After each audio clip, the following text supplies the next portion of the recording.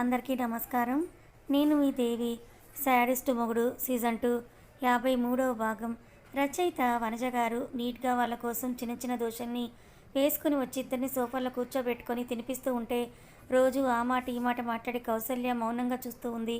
ఈశ్వర్ అయితే కనీసం చూపు కూడా ఆమె వైపు చేరకపోవడంతో సైలెంట్గా పిల్లలిద్దరికీ తినిపిస్తున్న టైంలో పిల్లల నోట్లోకి వెళ్లాల్సిన దోశ ముక్క కాస్త పక్కకి పడిపోవడంతో సీత ఆశ్చర్యంగా పక్కకు చూసేలోపే, నీకు చెప్పానా లేదా, నా భర్తకి పిల్లలకి దూరంగా ఉండు అని, నువ్వెవరివి నా పిల్లలకి తినిపిస్తున్నావు అంటూ సీతను పక్కకి దొబ్బేసింది జానకి. ఈసారి సీత జానకి అసలు భయపడలేదు. ఏ అంటే ఏ అంటూ, బుద్ధుందా, చిన్నపిల్లలు తినేది పక్కకు నెట్టేస్తావా, ఎంత నువ్వు కన్నతలువైతే మాత్రం ఏ పక్కనోళ్ళు పెట్టేది ఫుడ్ కాకుండా పోతుందా అని సీత కూడా కోపంగా ప్లస్ గట్టిగా అరిచేసరికి జానకి భయపడి గట్టిగా రామ్ రామ్ అని పిలుస్తూ ఉంది. కొంచెం స్లీప్లో ఉన్న అభిబాబు ఆ అరుపులకి హాల్లోకి వచ్చేసరికి అతన్ని కౌగిలించుకుంటూ, చూడు రామ్ తనను ఎలా అరుస్తుందో, నా పిల్లలకి అది తినిపించడం ఏంటి, నేను కదా వాళ్ళకి తినిపించాలి అని అంటూ ఉంటే ఫస్ట్ తల్లిలాగా ఉండడం నేర్చుకొని తర్వాత పిల్లల కోసం ఆలోచించి ఫుడ్ పెట్టు అని అరుస్తూ సీత కింద పడిన దోస ముక్కని పక్కన పెట్టేసి పిల్లలకి ఇద్దరికీ తినిపిస్తూ ఉంటుంది. అభి విషయంలో అయితే ఏమైనా తగ్గేదేమో. పిల్లల జోలికి వచ్చేసరికి సీత కోపం మామూలుగా రాలేదు. సీత, నీ పిల్లల్ని చూస్తున్న అభి, జానకి చాలా రోజుల తర్వాత వచ్చావు, రెస్ట్ తీసుకో, పిల్లల్ని తను చూసుకుంటుందిలే అని అభి గట్టిగా చెప్పడంతో ఇక జానకి ఇంకేం మాట్లాడే ఛాన్స్ లేకపోయింది. అందుకే కాళ్ళు ఫ్లోర్కేసి దబా దబా కొట్టుకుంటూ తిరిగి తన రూమ్లోకి వెళ్ళిపోయింది ఫ్రెష్ అవ్వడానికి. అభిని చూసి మూతి తిప్పుకొని పిల్లలకు తినిపించే పనిలో పడింది సీత. బాబోయ్, వీళ్ళిద్దరితో నేను రోస్ట్ అయిపోయేలాగా ఉన్నానని అనుకుంటున్న అభికి అజిత్ నుండి కాల్ రావడంతో వెంటనే పక్కకు వెళ్ళి లిఫ్ట్ చేశాడు. అభి, ఏంటి జానకి ఇంటికి వచ్చిందా అని అజిత్ అడిగేసరికి, ఎవరు చెప్పారు నీకు అని అడిగాడు. అది నాకు అమ్మ ఫోన్ చేసి జరిగిందంతా చెప్పింది. అసలు అది ఎలా సాధ్యమవుతుంది అభి, మనం వేరే అనుకున్నాం కదా అని అజిత్ అంటూ ఉంటే, అదే నాకు కూడా తెలియడం లేదు, చాలా పిచ్చిలేస్తుందంటున్న అభి వాయిస్లో చేంజ్కి, నేను రానా అని అడిగాడు అజిత్. దాంతో అభి, వద్దులే మీరు వెళ్ళి ఇంకా 1-2-3 డేసే కదా, ఐ కెన్ మేనేజ్ అని చెప్పి ఇంకా కొన్ని విషయాల గురించి మాట్లాడి ఫోన్ కట్ చేసిన అభి ఆ గెస్ట్ రూమ్లోనే ఫ్రెష్ అయిపోయి ఇంట్లో ఉంటే ఫ్రెంచ్ టోస్ట్ అవుతాననుకొని ఆఫీస్కి బయలుదేరి వెళ్ళిపోయాడు. ఇలా ప్రతిసారి సీతకి జానకి అడ్డుపడుతూ ఉంటే ఏం చేయలేని స్థితిలో ఉంది సీత. పిల్లల విషయంలో మాత్రం కాస్త మొత్తుగా మాట్లాడినా కూడా ఇంకెక్కడ జానకిని డౌన్ చేయలేకపోతోంది సీత.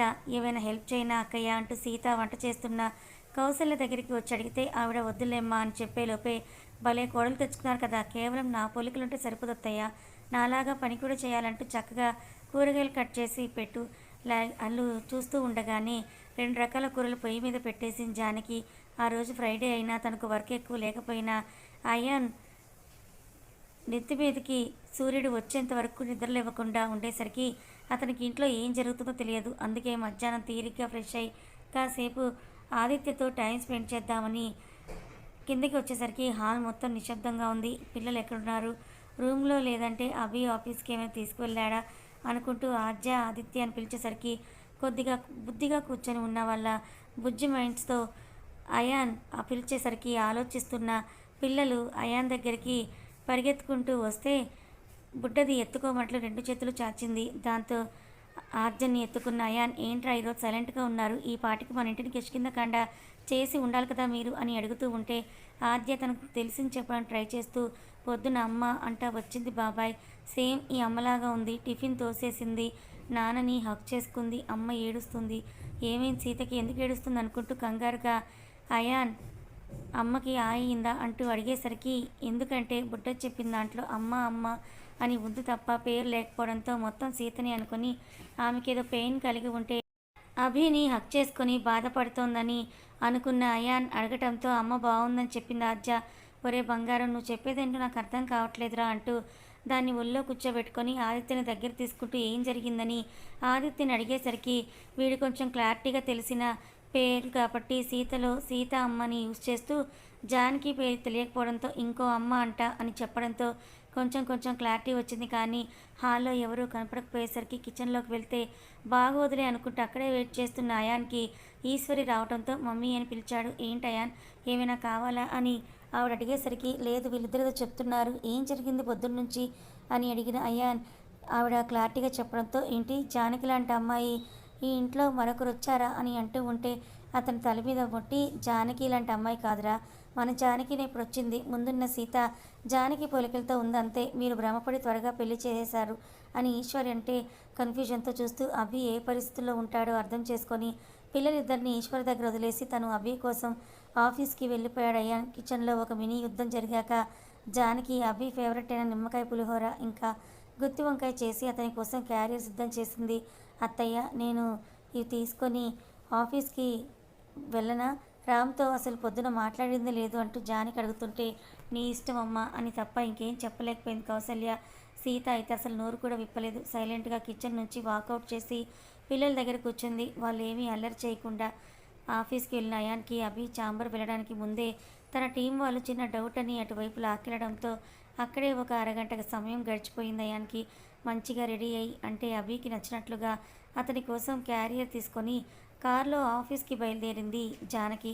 అతని ఫ్లోర్ ఎప్పటికీ ఆమెకి సుపరిచితమే కాబట్టి డైరెక్ట్గా వెళ్ళేసరికి స్టాఫ్ మొత్తం సీతని చూడకపోయినా కూడా ముందున్న జానకి వాళ్ళకి తెలుసు కాబట్టి ఇప్పుడు వస్తున్న జానకినే అభి భార్య 2 ఇయర్స్ ఎందుకు కనపడలేదా అని ఎవరి గుసగుసల్లో వాళ్ళు ఉంటే అవన్నీ పట్టించుకోకుండా డైరెక్ట్గా అభి క్యాబిన్లో ల్యాండ్ అయిన జానకి అతన్ని చూస్తూ ఫస్ట్గా వెళ్ళి హక్ చేసుకుంది. సడన్ ఎంట్రీకి సడన్ రియాక్షన్కి అభికి ఒక అడుగు వెనక్కి వేసి సైలెంట్ అయితే రామ్ నాకు చెప్పకుండా నువ్వు ఆఫీస్కి వచ్చేసావు ఎందుకని బాధగా అడుగుతూ నీకోసమే నీకు ఇష్టమైన వంటలని చేసి క్యారేజ్ తీసుకొచ్చాను రామ్, పదా లంచ్ చేద్దు కానీ అంటూ జానకి అతన్ని తీసుకొని టేబుల్ మీద కూర్చోబెట్టేసరికి సైలెంట్గా హ్యాండ్ వాష్ చేసుకొని తన టైని లూజ్ చేసుకున్నాడు అభి. చూడు ఇది నీ ఫేవరెట్ లెమన్ రైస్ ఇంకా గుత్తి వంకాయ అంటూ జానకి ఇంకోసారి కొసరి వడ్డిస్తుంటే ఆమెను చూస్తూ మౌనంగానే తిన్నాడు అభి బాబు.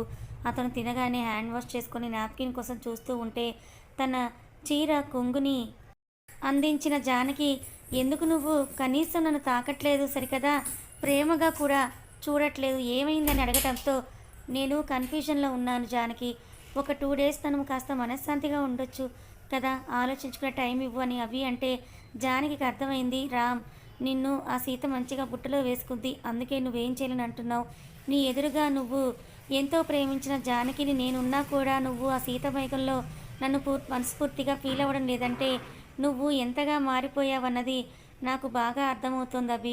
ఈ 2 సంవత్సరాలు ఎంత బాధను అనుభవించానో తెలుసా నీకు, సడన్గా పెళ్లి చేసుకొని ఇంట్లో నుండి తీసుకొచ్చేసావు, దాని తర్వాత మనం గట్టిగా హ్యాపీగా ఒక 4 నెలలైనా ఉన్నామా, లేదు అంతలోకి ప్రెగ్నెంట్ అని తెలుసు కానీ ఆ మాట ఈ మాట మాట్లాడి 5-6 నెలలు నన్ను దూరం పెట్టావు, కడుపుతో ఉండి కూడా ఇంత బాధపడేదాన్నో నీకు తెలుసా రామ్, తర్వాత ఇంటికి తీసుకొచ్చావు, జాహ్నవి కశ్యప్ మానసి వాళ్ళతో అలా గడిచిపోయేసరికి మీకు హెల్త్ బాగాలేదని తెలిసింది, తీరా దానికోసం చూసేలోపే డెలివరీ, ఆ వెంటనే ఏదేదో జరిగిపోయి నేను నీకు దూరం అయిపోవడం జరిగింది, మన పెళ్లి జరిగి 4 సంవత్సరాలు అవ్వస్తోంది, కనీసం 4 రోజులైనా భర్తగా సంతోషంగా మనం ఉన్నామా రామ్ అని అంటూ జానకి అడుగుతూ ఉంటే అభి దగ్గర ఆన్సర్ లేదు.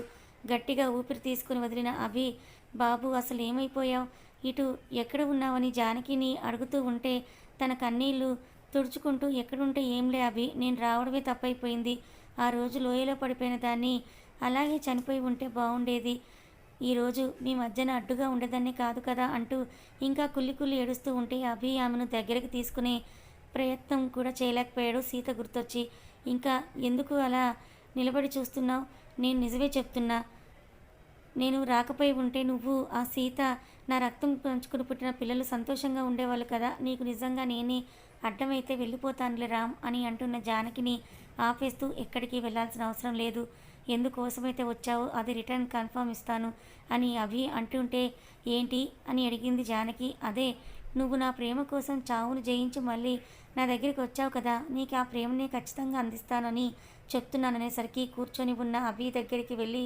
మళ్ళీ హక్ చేసుకుంటూ అతని ఒళ్ళో చేరిపోయి మెడ చుట్టూ చేతులు వేసింది. అప్పుడే అనుకోకుండా అభి క్యాబిన్లోకి వచ్చిన అయాన్ ఆ దృశ్యం చూసి వెనక్కి తిరిగేసరికి కాస్త సీరియస్గా జానకి వైపు చూశాడు అభి. అయాన్ వైపు కాస్త టెన్షన్గా చూసిన జానకి వెంటనే చెప్పు ఏంటో అని అడిగాడు.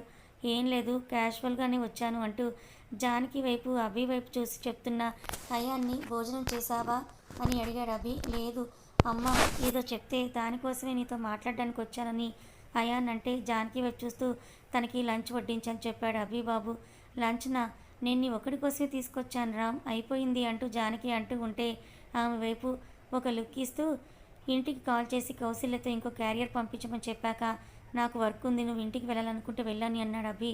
ఇంటికే వెళ్తానంటూ అయాన్ని చూసి చెప్పిన జానకి డ్రైవర్తో ఇంటికి రీచ్ అవ్వగానే పిల్లలకు తినిపిస్తున్న సీత కనపడటంతో గుమ్మంలోనే తన హెయిర్ కొంచెం ముందుకు లాక్కున్న జానకి సోఫాలో సీత దగ్గరగా వెళ్ళి కూర్చొని ఏంటో ఈ రామ్కి అసలు టైం సెన్సే లేదు, పోనీలే అని క్యారియర్ తీసుకుని వెళ్తే ఎంత పని చేశాడో అంటూ జుట్టును సరిచేసుకుంటూ ఉంది జానకి.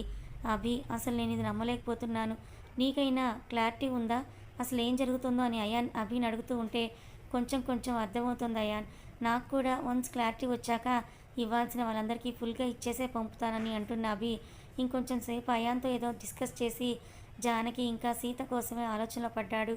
జానకి చూసినా కూడా చూడనట్లు బిహేవ్ చేసిన సీత పిల్లలకి తినిపిస్తూ బిజీగా ఉంటే ఆమెను చూస్తూ ఇంకా రెచ్చిపోయిన జానకి ఇప్పుడు నేను మళ్ళీ ఫ్రెష్ అవ్వాలా అని అంటూ చీరని కాస్త విదిలించి కావాలనే సర్దుకుంటూ కాస్త అతి చేయడంతో జానకి వైపు అలాగే చూస్తూ పిల్లలు పుట్టాక ఫస్ట్ ప్రిఫరెన్స్ భర్తకి కాకుండా పిల్లలకి ఇస్తే బాగుంటుంది, నువ్వు ఆయన కోసం క్యారియర్ని పంపినా కూడా ఏమవ్వదు, కానీ ఇక్కడ ఉన్నది నీ పిల్లలు, నువ్వు పెడితే తప్ప తినాలని అంత చిన్న పిల్లలు, అప్పుడు నువ్వు ఫస్ట్ వీళ్ళ ఆకలి కదా తీర్చాల్సింది, లేదంటే మొగుడు కోసం ఆఫీస్కి తిప్పుకుంటూ వెళ్ళాలనా అని అంటూ సీత కోపంగా అడిగేసరికి వాళ్ళ వైపే చూస్తూ చాలా ఎక్కువ మాట్లాడుతున్నావు, నేను తలుచుకుంటే నేను ఈ క్షణమే బయటికి పంపించేదాన్ని, కాకపోతే నా పిల్లలకు ఒక ఆయా కావాలి కదా, అందుకోసం ఈ ఇంట్లోనే ఒక మూలన పడి ఉండు అంతే తప్ప నాకు నా మొగుడికి మధ్యలో వచ్చావంటే అస్సలు బాగోదు చెప్తున్నా అంటూ వేలు చూపించి మరి బెదిరిస్తూ ఉంటే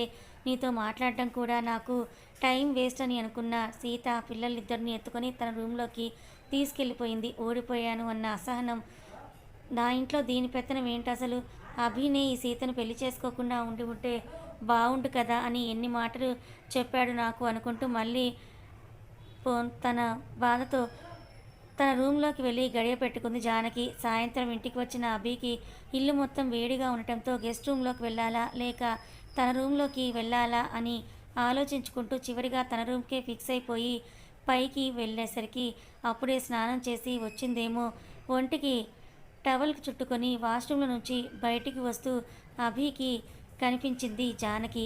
కథ కొనసాగుతుంది. మరి జానకిగా వచ్చింది నిజమైన జానకినా లేక దొంగ జానకినా అనేది అభి కనిపెడతాడా? మరి సీతని నిజమైన జానకి అని అభి రుజువు చేస్తాడా లేదా? అభి పిల్లల విషయంలో జానకి సీతల ప్రవర్తనను బట్టి ఎవరు ఏంటో తెలుసుకుంటాడా, లేకపోతే నిజంగానే అభికి జానకి నిజమైన జానకి ఎవరో తెలిసిపోయిందా? తెలుసుకోవాలనుకుంటే ఛానల్ని ఫాలో అవ్వండి. కథ నచ్చితే లైక్ చేయండి. Thank you so much.